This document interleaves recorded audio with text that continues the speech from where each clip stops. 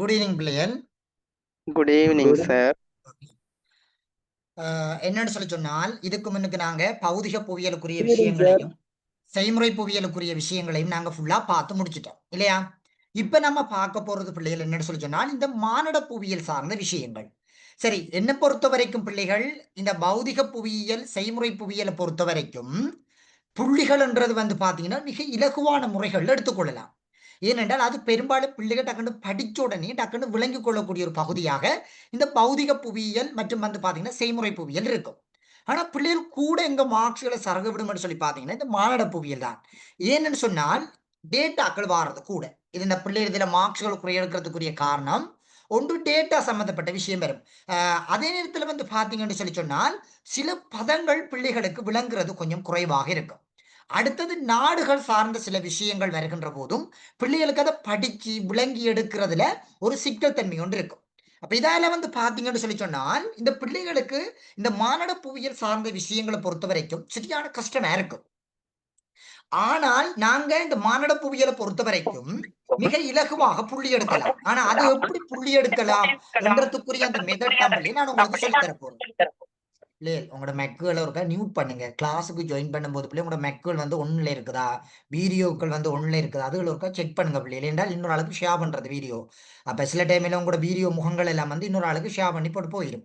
அப்ப அதால நீங்க ஜாயின் பண்ணும்போது டக்குன்னு பாருங்க. நீங்க ஜாயின் பண்ணின உடனே அங்க இங்க வாயை பார்த்து கொண்டு இருக்காம பாருங்க உங்களோட வீடியோ ஒன்றில் இருக்குதா, மெக் ஒன்றில் இருக்குதான்ற பாருங்களேன். உங்களோட வீட்டுல கதைக்கிறது இதெல்லாம் வந்து இதுல கேட்க வழிகட்டுரும். சரிதானே? அப்ப அதோட கொஞ்சம் ஒருக்கா செக் பண்ணுங்களேன். ஓகே, இப்ப பிள்ளை நான் உங்களுக்கு என்ன செய்ய போறேன்னு சொல்லி சொன்னால் இந்த மானுட புவியியல்ல எப்படி இவங்க கேள்வி கேட்கிறாங்க, என்ன விதமாக கேள்வி கேட்கிறாங்க, எதுல கூட கேள்வி கேட்கிறாங்க என்ற விஷயங்களை நாங்க பிடிச்செடுத்துட்டோம்னு சொல்லி சொன்னால் நாங்க சிம்பிளா என்ன செய்யலாம்னு சொன்னால் எங்களுக்கு அந்த பேப்பரை இலகுவான முறைகள்ல செய்து எங்களுக்கு புள்ளிகளை பெற்றுக்கொள்ளக்கூடிய மாதிரி இருக்கும். சரி, இப்ப நான் உங்களுக்கு என்ன செய்யறேன்னு சொல்லி சொன்னால் இப்ப உங்களுக்கு ஒரு ஸ்கிரீன்ல ஷேர் பண்றேன். இது வடிவா சார் ஒவ்வொரு ஒரு அலகுகளா சொல்றேன், வடிவா நீட்டா கேளுங்க. சொல்லுங்க சமர். சிமர் என்னென்ன சார்? மானிட புயல் நீங்க சொன்னதானே சார்? ரெண்டாயிரத்தி சொல்லுங்க. இருபத்தி அஞ்சு பேச்சு 2025 பேச்சுக்கு இருக்கிற யூனிட்ல எதை எதை மெயினா படிக்கணும் சார்? அந்த கேள்விக்கு எது எதிர்பார்க்கிறீர்கள் மெயினா படிக்கணும் அதைத்தான் அதை? அதைத்தான் தம்பி இப்ப சொல்ல போறோம் ஜஹான. வடிவா கேளுங்களா ஜஹான? சரி சார். ஓ, இப்ப அதைத்தான் சொல்ல போறேன். நான் சொல்ற விஷயங்கள் எல்லாமே பேசிக்ல இருந்து நான் உங்களுக்கு சொல்றேன். சரி, நான் இதுக்கு முன்னுக்கு படிக்காம இருந்தாலும் பிரச்சனை இல்லை. இப்ப நான் சொல்ற விஷயத்த வடிவா கேட்டு என்னுடைய ஃபாலோ பண்ணி கொண்டு வந்தீங்கன்னா 3 மாத காலம் வடிவா சிம்பிளா ஏத்திர சித்திகள் எடுக்கலாம். சரிதானே? நான் சொல்ற விஷயங்கள் வடிவா கேட்டு கொண்டு வந்தாலே போதும். சரி, எங்களுக்கு இப்ப நான் உங்களுக்கு போட்டிருக்கிறது வந்து பாத்தீங்கன்னா பிள்ளைகள் என்னன்னு சொல்றது, இந்த மானிட புவியியலுக்குரிய விஷயங்கள் உங்களுடைய கடந்த கால வினாப்பத்திரங்கள்ல கேட்கப்பட்டிருக்கிற வினா. இதுல மொத்தமா வந்து பாத்தீங்க என்றால் ஒரு 15 அலகுகள் இருக்குது. இதுல மொத்தமா வந்து பாத்தீங்க என்றால் ஒரு 15 அலகுகள் இருக்குது. இந்த 15 அலகுகளையும் இருந்துதான் உங்களுக்கு வினாக்கள் வந்து அதிகமாக வரும். இந்த 15 அலகுகள் இருந்துதான் உங்களுக்கு வினாக்கள் என்ன செய்யும், சரியான முக்கியத்துவப்படுத்தி கேட்பாங்க. சரி, இப்ப நம்ம என்ன செய்ய போறோம் என்று சொல்லி சொன்னால் இந்த மானிட புவியியல் ஒரு அறிமுகம். இதுல இருந்து பாத்தீங்கன்னு சொன்னால் இந்த சில டைம்ல கேள்விகள் வாரது கூட, ஆனா மிக இலகுவாக செய்யலாம். இது பெருசா கஷ்டமான பகுதிகள் என்றது இல்லை. சரிதானே? பெரும்பாலும் கஷ்டமான பகுதி என்றது இதுக்குள்ள இருக்காது. இந்த முறை உங்களுக்கு பெரும்பாலும் மானிட புவியியல் அறிமுகம் போட மாட்டாங்க. ஏனென்றால் 2024ஆம் ஆண்டு ஆட்களுக்கு வந்து பாத்தீங்கன்னா 2 வினா பகுதிகள் இவங்கள்ட்ட கேட்டிருந்தவங்க. இதுல முதலாம் பாடங்களை பொறுத்த வரைக்கும் அதிகமான முக்கியத்துவமான விஷயங்களை போட்டுட்டாங்க. இனிமேல் உங்களுக்கு வாரண்டு சொல்லி சொன்னால் இந்த உலக சனத்தொகை இலங்கை சனத்தொகையிலிருந்து தான் அதிகளவான வினாக்கள் வரக்கூடிய சந்தர்ப்பங்கள் வந்து இருக்குது.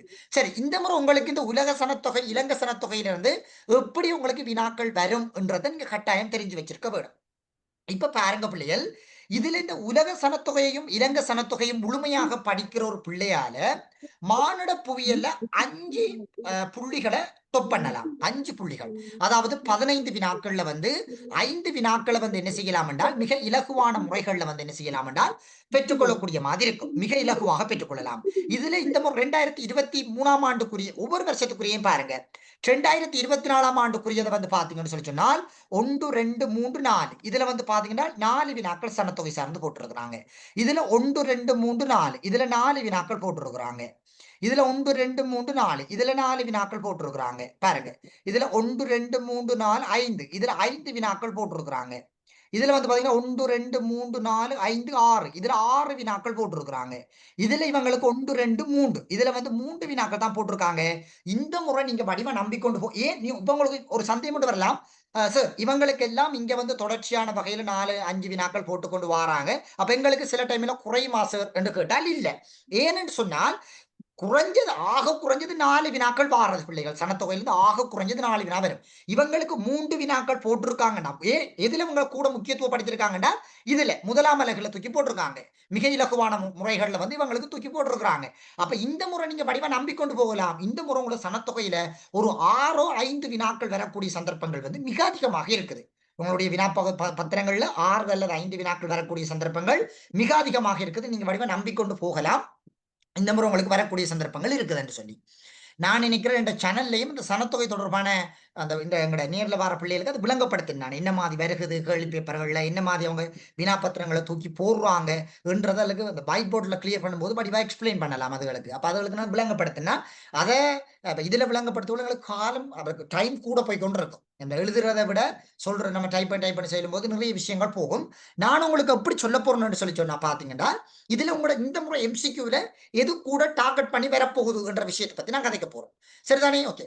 இப்ப பிள்ளைகள் நீங்க இதுல பாத்தீங்கன்னு சொல்லி சொன்னா அப்ப நீங்க இதுல விஷயத்தை விட விளங்கி வைக்கணும். சனத்தொகை நீங்க வடிவா படிச்சா முழுமையாக சனத்தொகையில எந்த விதமான விஷயம் எனக்கு எந்த டவுட்டும் இல்லை என்று சொல்லி படிச்சீங்கன்னா உங்களால குறைஞ்சது 5 புள்ளிக்கு மேல அப் பண்ணிடுவீங்க. குறைஞ்சது அம்புடா அந்த மானிட புயல 5 புள்ளிக்கு மேல நீங்க எடுத்துருவீங்க. 4 5 புள்ளிக்கு மேல எடுத்துருவீங்க. சனத்தொகை மட்டும் படிச்சாலே இங்கால 1 2வது குறுக்கு பாட்டுல உங்களுக்கு கொழுவாதா சரி சனத்தொகை மட்டும்தான் சார் நான் படிச்சிருக்கிறேன்.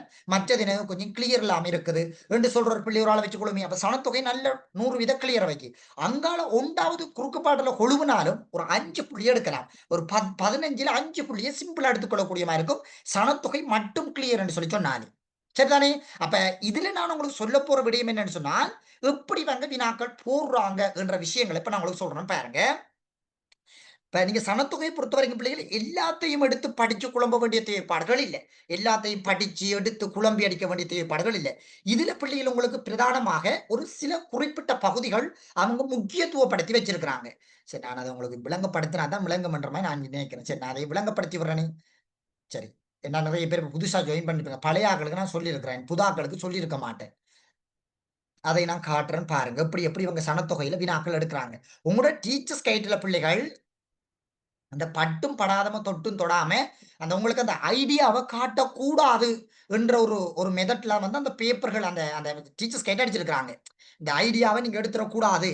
ஏன்னா எல்லாரும் பிள்ளைகளை நல்லா தொப்பப்படுத்துருங்கள் தானே என்றதனுடைய அடிப்படையில வந்து பாத்தீங்கன்னு சொன்னால் அந்த பட்டும் படாத தொட்டும் தொடாத மாதிரி சும்மா மேலோட்டமா கதைச்சு கொண்டு போவாங்க. அதை பாத்தீங்கன்னா உங்களுக்கு ஒரு கிளியர் தன்மையா இருக்காது. சரிதானே?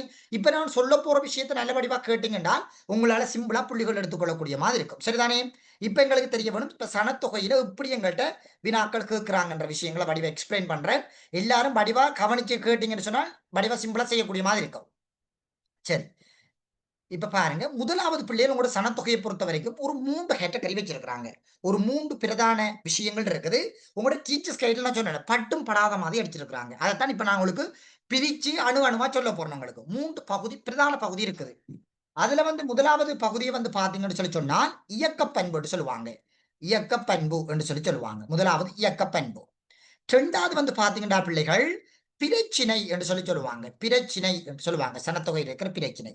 3வது வந்து பாத்தீங்கன்னு சொல்லி சொன்னால் என்னன்னு சொல்றது கூறுகள் அதாவது வந்து இயக்க கூறுகள் சொல்லுவாங்க. இது வந்து இயக்க பண்புகள்ன்றதை விட சனத்தொகை பண்புன்னு சொல்லுவாங்க. சரிதானே? இது வந்து சனத்தொகை பண்படுவாங்க.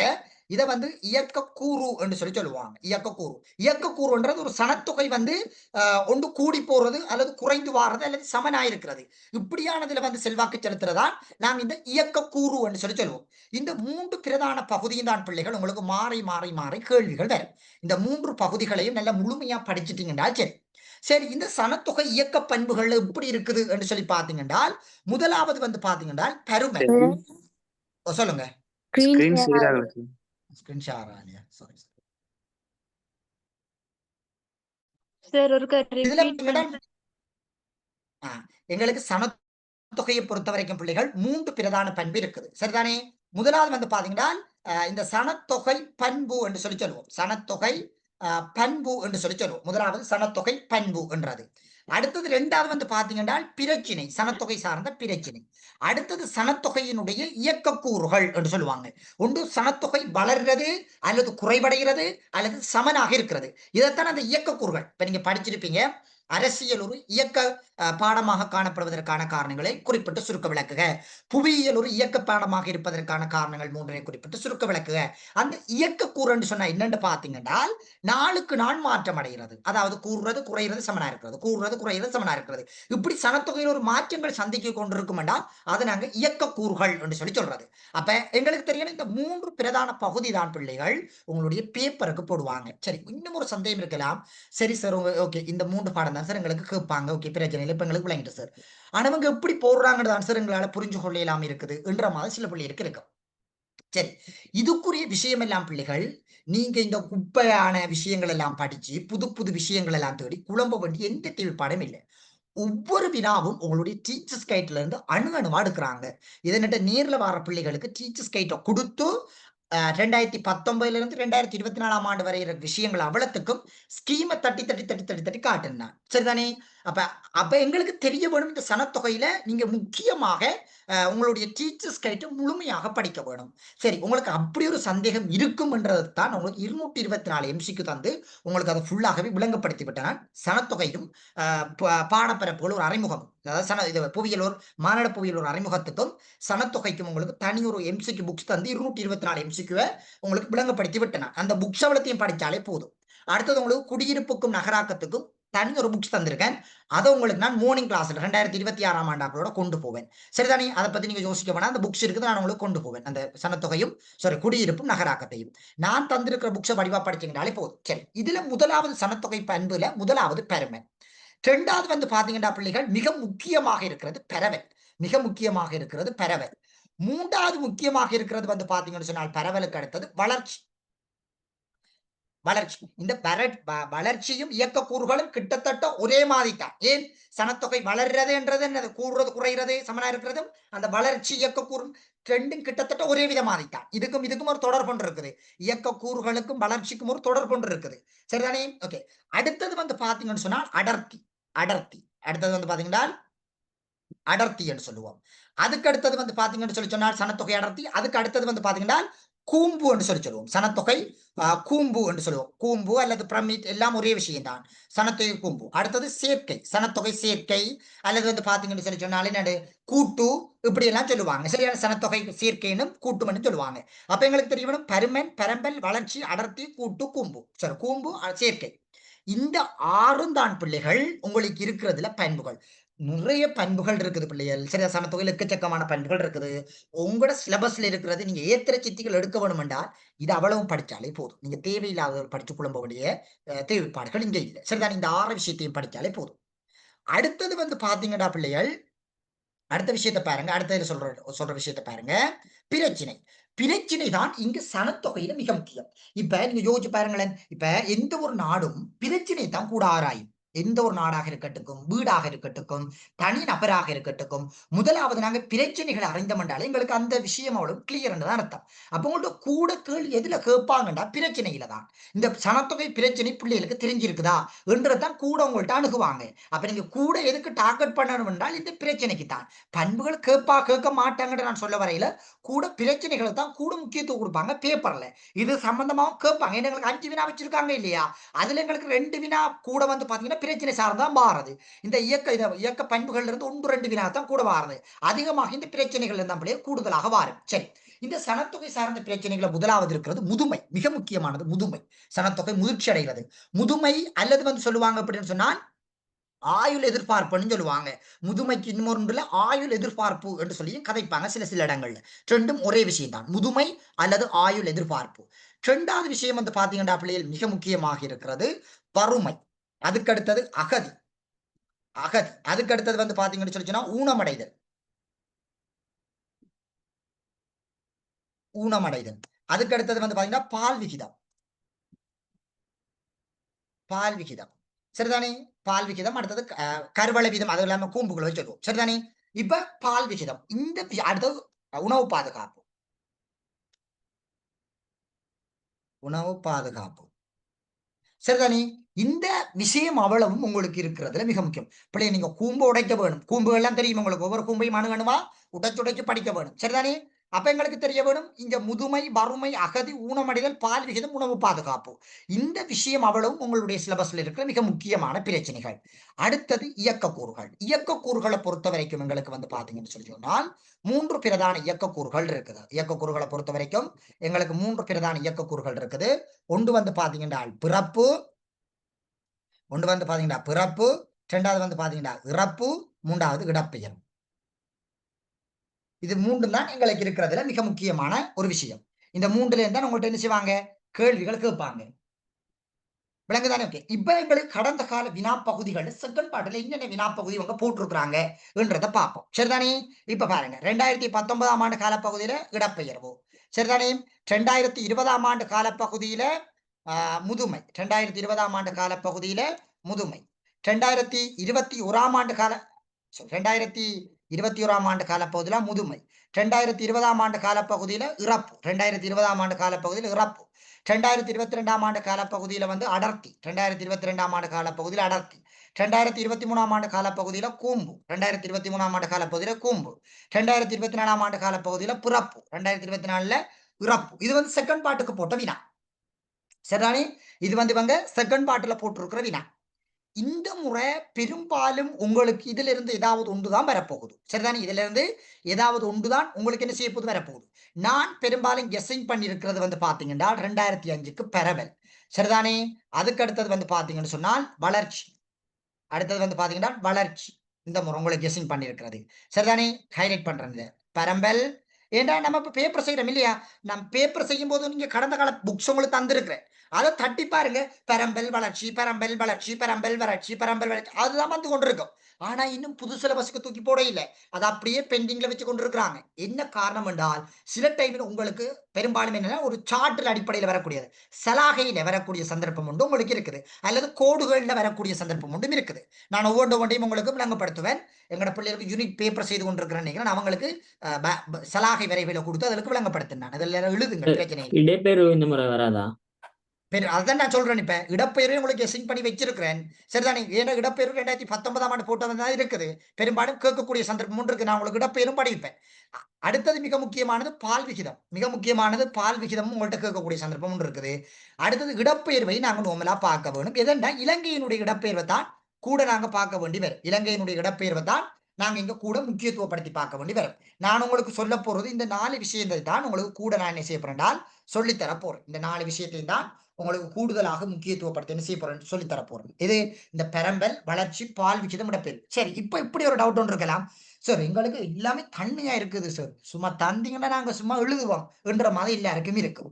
ஆனால் இங்கதான் நீங்க பிளவிடுவீங்க. என்னன்னு கேட்டால் உங்களுக்கு படிக்கிறது வராது. என்ன சார் திடீரென்று இப்படி ஒரு கதையை சொல்றீங்கன்ற மாதிரி இருக்கும். நீங்க பேப்பர் எடுத்து பாருங்க, நீங்க படிக்கிறது எதுவும் வராது. எப்படி வருமென்று சொல்லி பார்த்தால் உங்களுக்கு முதலாவது என்றால் என்னன்ற கேட்பாங்க. இப்ப உதாரணமா பார்ப்போமே, பால் விகிதம் என்றால் என்ன என்ற ஒரு வினா வருதுன்னு வச்சுக்கணும். பால் விகிதம் என்றால் என்ன? அப்ப நீங்க எழுதிருவீங்க பால் விகிதம் என்றால் என்னன்றது.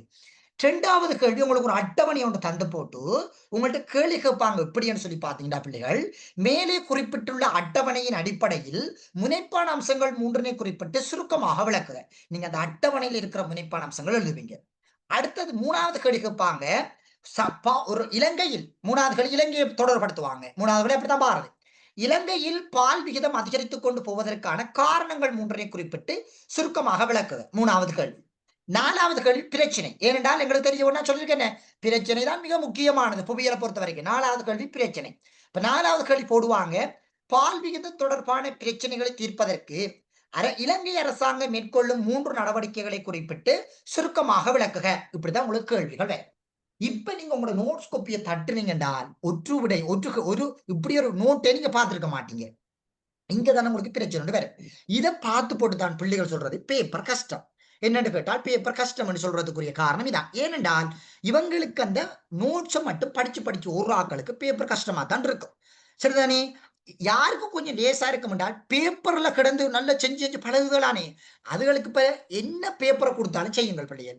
அதுகளுக்கு நீங்க எந்த கேள்வியை மாத்தி கொடுத்தாலும் அதுகள் டச்சப் பண்ணுங்கள். எப்படின்னு சொன்னால் சார் இதுல அடர்த்தியில் இப்படி சொல்லி தந்தவர், பருமன்ல இப்படி சொல்லி தந்தவர், நம்ம இது ரெண்டையும் வச்சு கொண்டு இதுக்கு எழுதுவோம் யோசிக்குங்க. அதான் அந்த பேப்பர் கிளாஸ் செய்யற பிள்ளைகளுக்கும் தியரிகளை மட்டும் படிச்சுட்டு போய் பேப்பர் செய்யற பிள்ளைகளுக்கும் இடையிலான வித்தியாசம். அந்த பேப்பர் கிளாஸ் செய்யற பிள்ளைகள் ஒன்றோட ஒன்று தொடர்படுத்தி எப்படியும் எழுதி போட்டுருங்கள். சரிதானே? மற்ற பிள்ளைகள் கொஞ்சம் யோசிக்க வழிக்கிடுங்கள். இதுக்கு எப்படி விடை எழுதுறதுங்க? அப்ப நம்ம இதை விட்டு போட்டு அடுத்த கழிக்கு போக மாட்டேன். இந்த அட்டவணைக்கு எழுதுறது தான் மிக மிக இலகுவானது. படிக்காம எழுதுற ஒரு பாடம் இந்த அட்டவணைக்கு விடை எழுதுறது தான். சரிதானே? அது எழுதுற மெதட்டை பிடிச்சிட்டீங்கடா. நான் உங்களுக்கு இதுக்கு முன்னுக்கு சொல்லி தந்து நிறைய பேர் எழுதிருக்கிறீங்க. என்னோட பழைய ஆக்கள் அவ்வளவு பேருமே எழுதுவீங்க. எனக்கு பழைய ஆக்கள் ஒரு பிரச்சனையும் இல்லை. சரிதானே? அவ்வளவு பேரும் படிவா எழுதுவீங்க. அப்ப என்னோட நேர்ல வர பிள்ளைகள் மேல இருக்கிறீங்க, நீங்களும் எழுதுவீங்க. பிரித்தி எழுதும், டினுசியா எழுதும், டினுசியா எல்லாம் படிவா எழுதும். இந்த முறை டினுசியாவுக்கு தான் சனத்தொகை யூனிட் எக்ஸாம்ல 100க்கு 100 எடுத்திருந்தவள். நான் ஒருத்தருக்கும் போடுற இல்லை, அவள் தான் 100க்கு 100 எடுத்திருந்தது இந்த டினுசியான்ற பிள்ளை. சரிதானே? நல்ல கட்டிக்காரன். அப்ப எங்களுக்கு தெரிய வேணும், நல்ல வடிவா படிச்சோம்னு சொன்னால் சிம்பிளா நாங்க என்ன செய்யலாம், புள்ளிகளை எடுத்துக்கொள்ளக்கூடிய மாதிரி இருக்கும். எழுதுற மெதட் பிடிக்க வேணும். நீங்க எழுதுற எழுத்து உங்களுடைய அந்த ஆசிரியர் எதிர்பார்க்கிற மாதிரி கொடுக்க வேணும். அதான் மிகப்பெரிய கட்டிக்காரத்தனம். ஒரு ஆசிரியர் எதிர்பார்க்கிறத நீங்க கொடுக்க வேணும் பிள்ளைகள். அப்பதான் உங்களுக்கு புள்ளிகளை மனமுகர்ந்து போடுவாங்க. ஏனோ தானோ ஒன்று எழுதி கொண்டு போனீங்கன்னா உங்களுக்கு புள்ளிகள் வராது. அது மிகப்பெரிய ஒரு கட்டிக்காரத்தனம் உண்டு. சரிதானே? ஆசிரியர் எதிர்பார்க்கிறத கொடுக்கும்போது பிள்ளைகளுக்கு அதிகமான புள்ளிகளை பெற்றுக்கொள்ளக்கூடிய மாதிரி இருக்கு. சரிதானே? இப்ப எம்சிக்கு பகுதிகளை பார்த்தா இதுல இருக்கிற நம்ம எம்சிக்கு ஏன்னா 5 வினாக்கள் இதுல வரப்போகுது. எம்சிக்கு வினாக்களை போய் பார்த்தீங்கன்னு சொன்னால் குறிப்பாக இதெல்லாம் எங்களுக்கு கேட்டுட்டாங்க. சனத்தொகையினுடைய பண்புகள் எங்களுக்கு எம்சிக்யூல வந்துட்டு, சனத்தொகையினுடைய பண்புகளை பொறுத்த வரைக்கும் எம்சிக்யூல இதையும் கேட்டுட்டாங்க. இந்த சனத்தொகை பண்புகள்ல என்னன்னு சொல்லி கேட்டவங்க. 2024ஆம் ஆண்டுக்கு இயக்கக்கூறுகள் என்ன என்றதை கேட்டிருந்தவங்க. இன்னும் இந்த சனத்தொகை பிரச்சனைகள்ல உங்களுக்கு கேட்க இல்லை. அடுத்தது இந்த பரம்பல்ல பௌதிக காரணி கேட்டவங்க, மானட காரணி கேட்க இல்லை. சரிதானே? இதுல பௌதிக காரணி கேட்டவங்க மானட காரணின்னு கேட்காம பெண்டிங்ல வச்சிருக்கிறாங்க. சரிதானே? இதுதான் இங்க விஷயத்துல சொல்லப்பட்டிருக்குது. உங்களுக்கு இந்த ஜூம்ல பிள்ளைகள் இன்னும் எனக்கு கிளியரா எக்ஸ்பிளைன் பண்றது கொஞ்சம் என்னோட எழுதி விளங்கப்படுத்தா இன்னும் விளங்கப்படுத்த நீட்டா. சரிதானே? அந்த என்னோட நேரில் வர பிள்ளை நான் எழுதின பிள்ளைகள இதை ஒன்று கிடக்குது சேனல்ல நான் போட்டு விட்டேன்னா நான் அதை உங்களுக்கு ஷேர் பண்றேன் பாருங்க. அப்படி இல்லாட்டி பிரச்சனை இல்லை. நீங்க பேப்பருக்கு வாரீங்க தானே, பேப்பர்ல உங்களுக்கு ஒவ்வொரு கேள்வியை நான் எக்ஸ்பிளைன் பண்ணி கொண்டு போவேன். இதுல இப்ப பாருங்க அப்படி இந்த சார்ட்டை பாருங்க. முதுமை இயக்க பண்புகள், அதான் சொல்றேன் இயக்க பண்புகள் 2019ஆம் ஆண்டு கேட்டவங்க. அடுத்தது பால் விகிதம் பாருங்க. அடுத்தது இலங்கையினுடைய வலய குடியிருப்புகள். சரிதான்? இப்படிதான் கேடு கேட்பாங்க. அடுத்தது பாருங்க பரம்பல் குடித்தொகை வளர்ச்சி இடப்பெயர்வு, பருமன் அகதி இடப்பெயர்வு. அடுத்தது பரம்பல் அதிகரிப்பு அடர்த்தி இடப்பெயர்வு. இப்படித்தான் கேள்வி வரும். இது அதிகரிப்பு நாங்க வளர்ச்சி எழுதுவோம், வளர்ச்சி. அடுத்தது இயற்கை வளர்ச்சி, அதை தங்கி வாழ்தல். அதான் சொல்றேன் மாறி மாறி மாறி ஒரே விஷயத்தை தான் திருப்பி திருப்பி திருப்பி கேட்பாங்க. இங்க வயது சுட்டன் சொன்னீங்கன்னா புதுசா இருக்குன்னு யோசிக்கிறேன். இங்க வயது சுட்டன்ன்றது முதுமை சுட்டியை தான் வயது சுட்டன்ன்றது. சரிதானே? வயது சுட்டன்ன்றது முதுமை பண்பு அடர்த்தி. எங்க இங்க கேட்டதை அப்படியே தூக்கி இங்க கேட்டு இருக்கிறாங்க. சொல்றவங்க தானே? இங்க கேட்டிருந்தத அப்படியே தூக்கி இங்க உங்களுக்கு கேட்டிருந்தவங்க. அப்ப எங்களுக்கு தெரியணும் ஒரே விஷயம் தான் பிள்ளைகள் திரும்ப திரும்ப திரும்ப திரும்ப போடுறாங்க இவங்க. அந்த விஷயத்தின் அடிப்படையில நாங்க படிப்பா பேப்பர் செய்து கொண்டு வந்தோம் என்றால் மிக இலகுவான முறைகள்ல புள்ளிகள் எடுத்துக்கொள்ளக்கூடிய மாதிரி இருக்கும். இந்த முறை உங்களுக்கு வாரண்டால் எந்த கெஸ்ஸிங் அடிப்படையில நான் சொல்றேன் அப்படி என்றால் இந்த முறை உங்களுக்கு வரக்கூடிய எம்சிக்கு பகுதிகளை சொல்றேன். அது எப்படி வரும், என்ன மாதிரி வரும்ன்றதை நான் ஒவ்வொன்றையும் உங்களுக்கு பேப்பர்ல ஒவ்வொரு டைப்ல போட்டு கொண்டு போவேன். இதுக்கும் முன்னுக்கு பிள்ளைகள் நீங்க எங்கேயாவது போய் படிச்சிருப்பீங்க. சரிதானே? என்னிடம் பேசிக்ல இருந்து வராத பிள்ளைகள் நிறைய பேர் இருக்கிறீங்க. எங்கேயோ எடுத்து போய் படிச்சிருப்பீங்க. விடுங்க, நீங்க படிச்சது அது எழுதுறதெல்லாம் விடுங்க. இப்ப நான் சொல்றதன் அடிப்படையில பின்பற்றி கொண்டு வந்தீங்கன்னா உங்களுக்கு நல்ல ஒரு ரிசல்ட் வரும். சரிதானே? இப்ப நான் உங்களுக்கு சொல்றேன் அப்படின்னா இந்த பரவல்ல மானிட காரணி வரும் பிள்ளைகள். பெரும்பாலும் மானிட காரணி வரலாம். ஏனென்றால் எங்களுக்கு பௌதிக காரணி கேட்டுட்டாங்க. இந்த பரவல்ல மானிட காரணிகள் இன்னும் கேட்க இல்லை. பெரும்பாலும் இது போடலாம் உங்களுக்கு. சரிதானே? அடுத்தது வளர்ச்சி. வளர்ச்சிகளை பொறுத்த வரைக்கும் பெரும்பாலும் போன வருஷம் உங்களுக்கு கேட்டதால் செகண்ட் பார்ட்டுக்கு போடக்கூடிய தன்மை ஒன்று இருக்குது. எது? இந்த சனத்தொகை வளர்ச்சி தொடர்பாக. அடுத்தது வந்து பாத்தீங்கன்னு சொன்னா இந்த சனத்தொகை கூம்பு தொடர்பான வினாக்கள் வரலாம். இதுக்கு நான் உங்களுக்கு எதிர்பார்க்கிறேன். எம்சிக்யூ இல்லையா? எம்சிக்யூ. இப்ப நான் சொல்றது எம்சிக்யூ பகுதி. செகண்ட் பார்ட்டுக்கு யோசிக்காதீங்க. செகண்ட் பார்ட்டுக்கு தான் பெரம்பல் வளர்ச்சி பால் விகிதம் இடப்பெயரும். எம்சிக்யூ பொறுத்த வரைக்கும் நான் சொல்றேன் எப்படின்னா பெரவல்ல மானிட காரணி உங்கள்கிட்ட கேட்கலாம். அடுத்தது இந்த கூம்புகள் சம்பந்தப்பட்ட வினாக்கள் கேட்கலாம். எது? இந்த கூம்புகள் சம்பந்தப்பட்ட வினாக்களை உங்கள்கிட்ட செய்யலாம், வச்சு கேள்வி கேட்கலாம். ஒடுங்கிய கூம்பு வடிவா படியுங்க. நான் பிள்ளைகள் அழக மட்டும் நான் சொல்லிடும் சொல்லி உங்களுக்கு நான் ஆழமா விளங்கப்படுத்திட வேணும். அவங்க கேள்வி கேட்கறது அவங்களோட பாணி. அவங்க எப்படி கேள்வி கேட்கிறாங்களோ அப்படித்தான் கேள்வி கேட்பாங்க. நான் என்னால முடிஞ்ச வரைக்கும் அவங்க எப்படி கேள்வி கேட்பாங்க என்றதை நான் பேப்பருக்குள்ள கொண்டு வர வழிக்கிடுவேன். அப்ப நான் தார பேப்பரை அணுகணுமா படிச்சுக் கொள்ளுங்க. அதான் உங்களுக்கு நல்ல புள்ளிகளை எடுத்து உயர்த்தி கொண்டு போகும். சரிதானே? அப்ப கூம்பு இந்த முறை உங்களுக்கு வரக்கூடிய சந்தர்ப்பங்கள் மிக அதிகமாக இருக்குது. அதுக்கடுத்தது வந்து பாத்தீங்கன்னு சொல்லி சொன்னால் இந்த அகதிகளும் கேட்டுட்டாங்க. அகதிகள்லாம் எம்சிக்குள்ள கேட்டவங்க. அடுத்தது இந்த உணவு பாதுகாப்பு. இதுல இருந்தும் உங்களுக்கு பெரும்பாலும் எம்சிக்கு வரக்கூடிய ஒரு சந்தர்ப்பம் ஒன்று இருக்குது. இந்த உணவு பாதுகாப்பு தொடர்பாக. அதுக்கடுத்தது பெரும்பாலும் பால் விகிதம் 2019ஆம் ஆண்டு கேட்டவங்க பெரும்பாலும் உங்களுக்கு கருவள விகிதம் கேட்கலாம். இந்த கருவள விகிதங்கள், தங்கி வாழ்வு வீதம் எல்லாம் இதுக்குள்ள வரும். தங்கி வாழ்தல் வீதம், முதுமை சுட்டி, கருவள வீதம் இதுகள் எல்லாம் இதுக்குள்ள வரும். கூம்புக்குள்ள வரும். கூம்பு இப்படி நீங்க இதை ஒன்றும் யோசிக்காம 224 எம்சிக்கு வடிவா செய்யுங்க. அடுத்து எனக்கு அவ்வளவுதான் எனக்கு சொல்ல தெரியும். அடுத்தது இந்த பிறப்பு இறப்புகள் தொடர்பாக இன்னும் எம்சிக்கு வரையில பிள்ளைகள். இந்த பிறப்புகள் இறப்புகள் தொடர்பான பிறப்பு வீதம் என்றா என்ன, இறப்பு வீதம் என்றா என்ன, இதுகள் எல்லாம் இன்னும் எம்சிக்கு இது தொடர்பாக ஒற்றுவினா கூட வரையில்லை. பெரும்பாலும் உங்களுக்கு இது எல்லாம் என்ன செய்யலாம், இந்த முறை எம்சிக்கு போடக்கூடிய சந்தர்ப்பங்கள் மிக அதிகமாக இருக்குது. இது செகண்ட் பார்ட்டுக்கு போட்டதால பெரும்பாலும் இன்னும் அவங்க எம்சிக்கு வரையில்லை. இடப்பெயர்வு எங்களுக்கு கெஸ்ஸிங் இல்லை. இடப்பெயர்வு எங்களுக்கு கட்டாயம் வரும். எம்சிக்யூல எங்களுக்கு இந்த முறை கட்டாயமா வரக்கூடியது இடப்பெயர்வு தொடர்ச்சியாக வைப்பாங்க. ஒவ்வொரு வினாக்களும் உங்களுக்கு இடப்பெயர்வுகள் வந்து கொண்டே இருக்கும். அதுல மாற்றம் இல்லை. நீங்க இடப்பெயர்வுகளை கட்டாயம் படிச்சே தீர வேணும். அதுல மாற்றம் இல்லை. அப்ப இடப்பெயர்வுகளை வடிவா படியுங்க. சரிதானே? இந்த முறை உங்களுடைய பேப்பர்கள்ல வந்து பாத்தீங்கன்னா கூட இடப்பெயர்வுகளை முக்கியத்துவப்படுத்துவாங்க. ஏன்னு சொல்லி பாத்தீங்கன்னா போன முறை எம்சிக்யூ வளமையாக இடப்பெயர்வு கேட்கிறவங்க பிள்ளைகள் போன முறை வந்து பாத்தீங்கன்னா இடப்பெயர்வு எம்சிக்யூல தூக்கிட்டாங்க. சரிதானே? அதால இந்த முறை நீங்க கூட உங்களுடைய இந்த மாகாண மட்ட பேப்பர்கள் அப்படி இப்படி இடப்பெயர் எதிர்பார்க்கலாம். இன்னொரு விஷயம், இந்த சிங்களாக்கள் தானே பேப்பர்கள் எடுக்கிறவங்க, அவங்க கூட மாகாண மட்ட பேப்பர்களை டார்கெட் பண்ணுவாங்க. மாகாண மட்ட பேப்பர்கள்ல இடப்பெயர்வு அடிச்சு கொண்டிருக்காங்கன்னா பேப்பர்ல இருந்து தூக்கி விட்டுருவாங்க. சொல்ற விலங்கு தானே? அப்ப அதுகளை நீங்க கூட முக்கியத்துவப்படுத்த வேணும். சரிதானே? நான் சொல்ற விஷயத்தை படியா நோட் பண்ணுங்க. 2019ஆம் ஆண்டு பெரும்பாலும் கேட்கையில் அது புது சிலபஸ்ல நம்ம கவனத்துல கொள்ளையிலாது. 2020ஆம் ஆண்டு, 2021, 2022, 2023, 2024 மட்டும் வரையில. நான் பெரும்பாலும் 2019ஆம் ஆண்டு பெரும்பாலும் நான் பிள்ளைகளை முக்கியத்துவம் கொடுக்கிறேன். இது ஒரு நியூ சிலபஸ்ன்றதால இது பெரும்பாலும் பெரிய ஒரு என்னன்னு சொல்றது, பிள்ளைகளுக்கு இந்த விஷயங்களை பத்தி தெரியாது. அதால பெரும்பாலும் நாங்க இதுக்கு இங்காலதான் கூட டார்கெட் பண்ண வேணும். அடுத்தது இன்னொரு விஷயம், இந்த 2019 புது சிலபஸ் 20, 21, 22 மூன்றும் கொரோனா பிரச்சனைக்குள்ள வந்து நடந்த எக்ஸாம்கள். இந்த ஏஎல்ன்றதுல நிறைய குளறுபடிகள் நடந்தது இந்த 4 ஆண்டுகளும் தான். நீங்க 2000 பேப்பர்ல ஏஎல் பேப்பர்ல இந்த ஸ்டாண்டர்ட் பாக்குறேன்னா 2023, 24 பாருங்க. அதான் பேப்பர் ஸ்டாண்டர்ட். நீங்க இப்ப 2020, 21, 22 வச்சுக்கொண்டு யோசிக்க கூடாது. அது வந்து கொரோனா பிரச்சனையினால பாதிக்கப்பட்ட பிள்ளைகளுக்கு படிச்சிருக்க மாட்டாங்க. சில பிள்ளைகள் என்னடா இந்த மலைய பிள்ளைகள் எல்லாம் சில வசதிகள் குறைவு.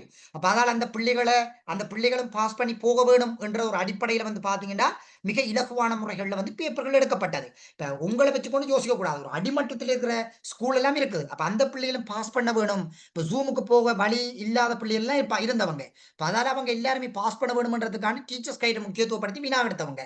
ஆனா இனிமே நீங்க அப்படி யோசிக்க கூடாது. இப்ப நாடெல்லாம் வடிவா சூம் ஆயிட்டு வடிவா எல்லாரும் படிக்கக்கூடிய வசதி இருக்குது. டீச்சர்ஸ் மாதிரி எல்லாம் இருக்கிறாங்க. அப்ப உங்கள்ட்ட கேள்விகளை கொஞ்சம் என்ன செய்வாங்க, யோசிச்சு எழுதக்கூடிய மாதிரி தான் உங்களுக்கு முக்கியத்துவப்படுத்துவாங்க. அப்ப அந்த விஷயங்களை கூட என்ன செய்ய வேணும், நீங்க விளங்கி வச்சிருக்க வேணும். சரிதானே? அப்ப இதை டார்கெட் பண்ணித்தான் பிள்ளைகள் நான் உங்களுக்கு பேப்பர் கிரியேட் பண்ணியிருக்கிறேன். நான் எந்த பேப்பரை நீங்க சும்மா நினைக்க வேணாது. அதுக்காண்டி நான் என்ன பெருமையா சொல்லவே இல்லை. நான் ஒவ்வொரு விஷயங்களையும் அணுவா தேடித்தான் இதுல நான் உங்களுக்கு தந்திருக்கிறேன். நான் ஒன்றும் சும்மா தர இல்லை. ஒவ்வொரு விஷயங்களையும் எதிர்பார்ப்பின் அடிப்படையில தான் நான் உங்களுக்கு இந்த பேப்பர்களை கொண்டு போகிறேன்.